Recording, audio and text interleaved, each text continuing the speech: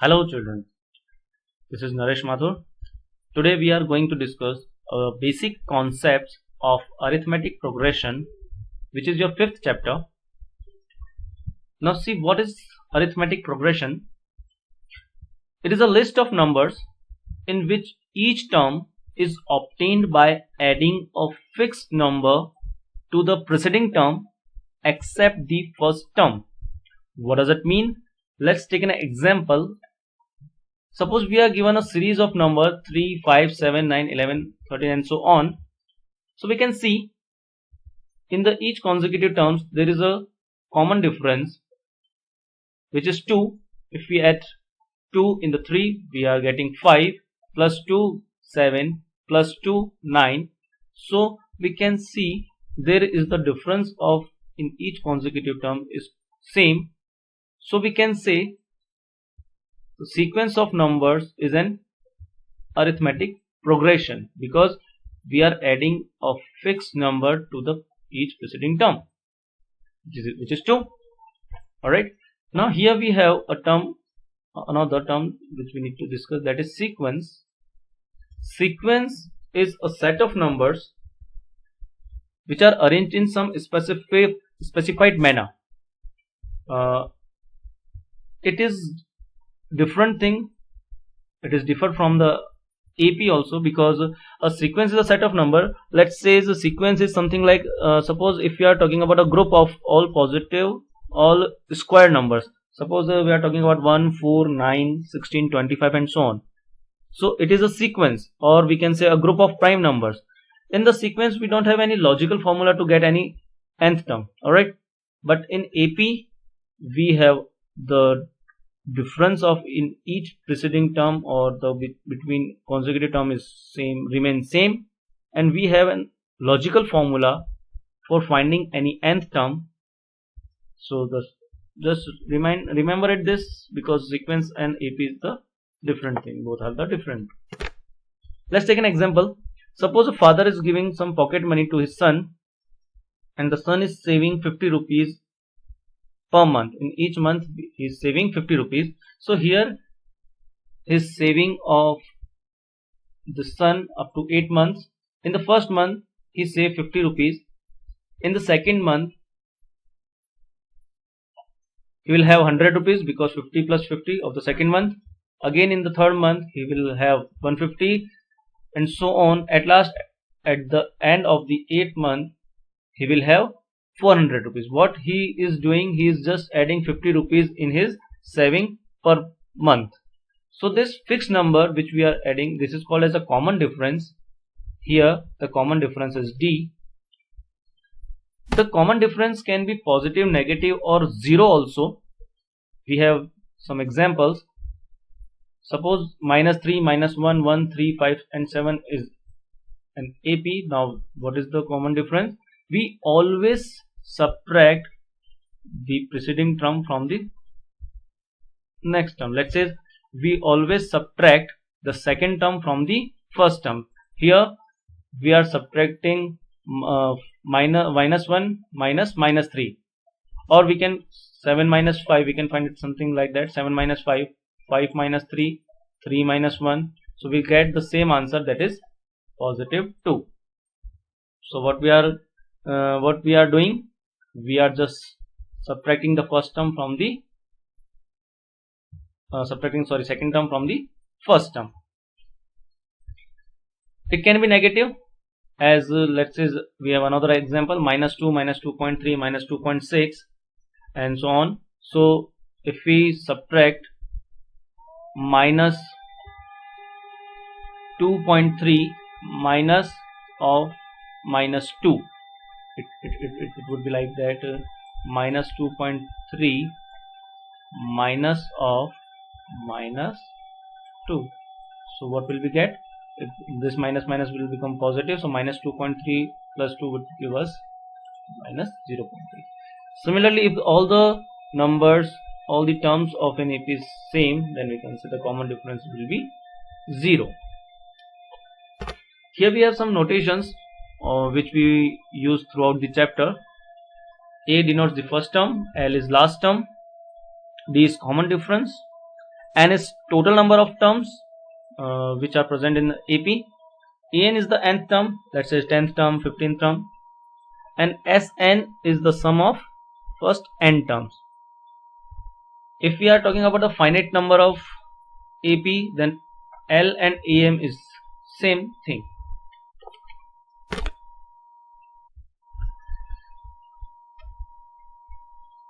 Suppose we have an example.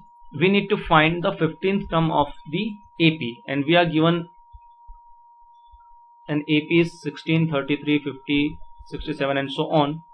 So the first term A is 16. Common difference we can find by 33 minus 16 equals to 17.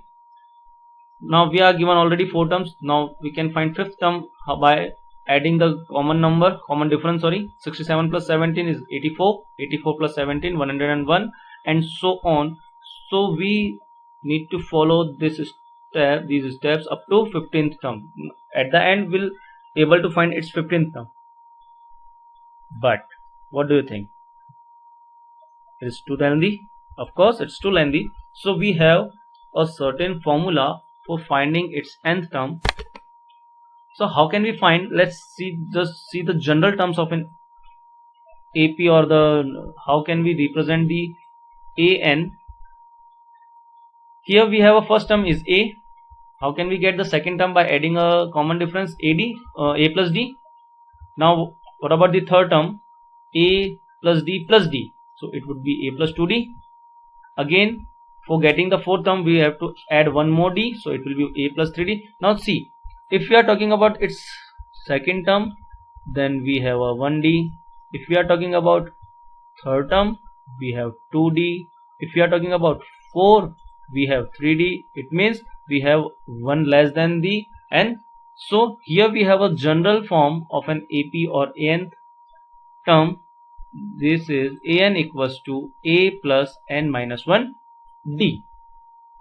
So this is the basic formula of AN. By this formula we can get the nth term. Now let's use it. We need to find 15th term. Alright, so the first term was 16. A plus n is the number of term. How many? We need to find the 15th term. 15th term, so n will be 15. So 16 plus 15 minus 1, and D is 17. So just let's put the values and get the answer. So we have 254 as the answer. So the 15th term of the given AP will be 254. Now let's talk about the sum of first n terms of an AP. Let's take an example. Suppose we are discuss again a second situation. Suppose a father is giving his son pocket money, and son starts saving, and he increases his saving 50 rupees monthly. Now what does that mean? In the first month he saves 100 rupees. In the second month he saves 150 rupees. In the third month he saves 200 rupees. Now he follows this concept up to 12 months. Now how much money will he have after 12 months? We need to find it. Alright, so for this kind of situation, first discuss the formula of sum of n numbers and from where it comes. Let's say the sum of n numbers, we can just add all the terms, first term, second term, third term and so on. At last we have the last term in the form of A plus n minus 1D. Alright, now sum S equals to just add all these terms. Now what we are doing, we just rewriting this term in the reversing order. It means we are writing the last term at first and the first term at the last. Just add equation first and second, so we get S plus S as 2S and A plus n minus 1D. It means 2A plus n minus 1D. Again A plus 2D and A plus n minus 2D. Again we are getting 2A plus n minus 1D. By this we can see in each term we are getting 2A plus n minus 1D up to n times. So we can write it in the simplest form, n into 2A plus n minus 1D, because it is coming n times. Alright, so S equals to 2 will comes in the denominator. So the formula for the sum of n term is n by 2, 2A plus n minus 1 D. This is your formula for finding sum of n terms. Now Suppose if we are given the first and last term both, if we are given the first term and last term of an AP and we need to find the sum of that AP, now we can rewrite this formula. Suppose we just write this 2a in the form of a plus a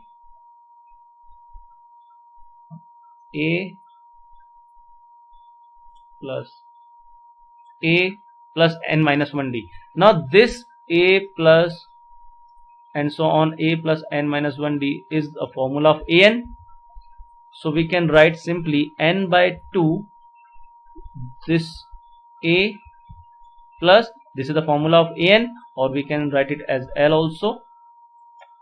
So we have a new formula, S equals to n by 2 a plus L, or S equals to n by 2 a plus an. Now we are going to use this formula for finding the sum of his savings after 12 months. Now as because we don't have any last term, so we'll use the first formula. Just put the value, n equals to 12, first term was 100 and the common difference was 50. Just put the value. So we can see after 12 months you will have 4,500 rupees.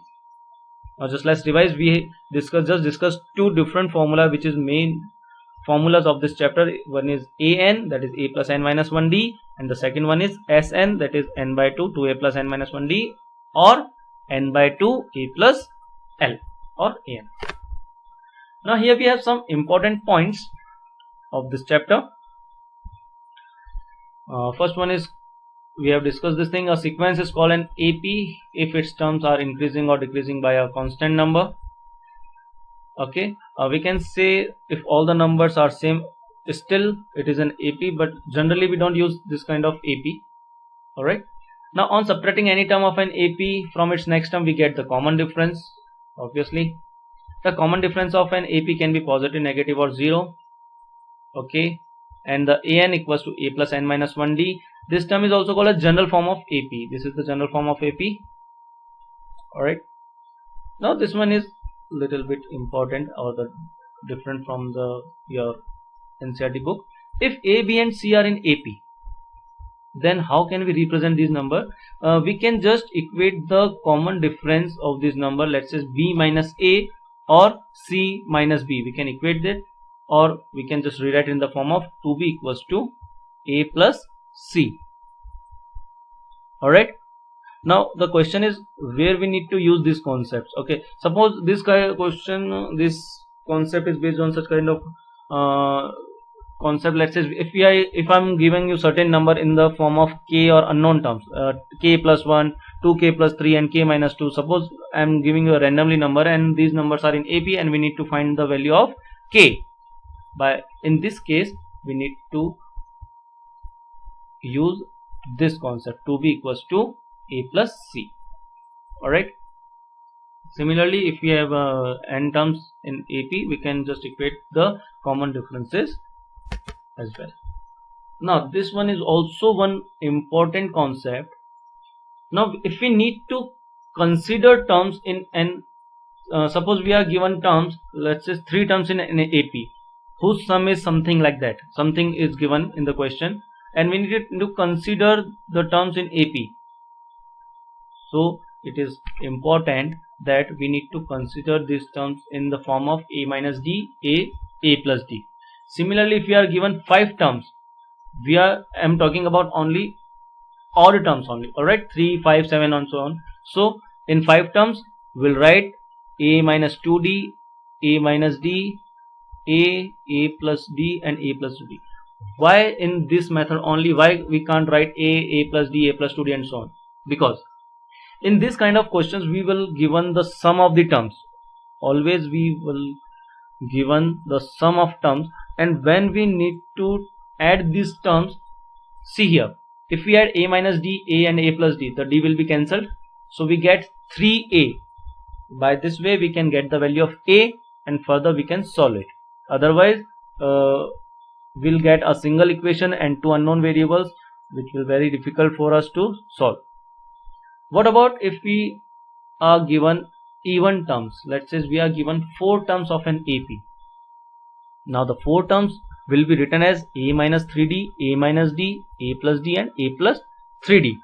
Similarly, if we are given 6 terms, then a minus will start from the a minus 5d, a minus 5d, a minus 3d, a minus d, a plus d, a plus 3d and a plus 5d. Now see the difference when we are talking about odd terms. Alright, 3, 5, the common difference is only d. But when we talk about even terms, the common difference is 2d. So always remember to get the exact value of d here. Alright, the common difference will be 2d, and by getting the value of a, after that we can get the value of d also. Alright, now the next important concept is if we need to find the nth term or rth term from the end of the AP. Suppose we are given an AP of 30th number and we need to find the 13th term from the last one. So in this case we can use the n minus r plus 1th term from the beginning. It means if we are talking about the 13th term from the last, so we can do 30 minus 13 plus 1 from the beginning. Or we can do one more thing, we can just reverse the AP also. That would be easier. We can reverse the AP also. We'll discuss this concept in the NCERT questions also. At last, we have the sum of first n terms of an AP is given as n by 2, 2a plus n minus 1d, and the last term of an AP is L, and a is the first term. Alright, now the next concept is if we are given, suppose we are given the sum of 7 terms and sum of 8 terms. If we are given S7 and S8 and we need to find the 8th term, we need to find the last term, so we can find it directly by using this formula. A8 equals to S8 minus S7. I am just taking a random example, so this formula will be very useful in this kind of questions. At last, we have one more concept which is not available in many of the books. The sum of the terms of an AP which is equidistant from the beginning and the end is always same. This is one more important concept. The sum of the terms of an AP which is equidistant from the beginning and end is always same.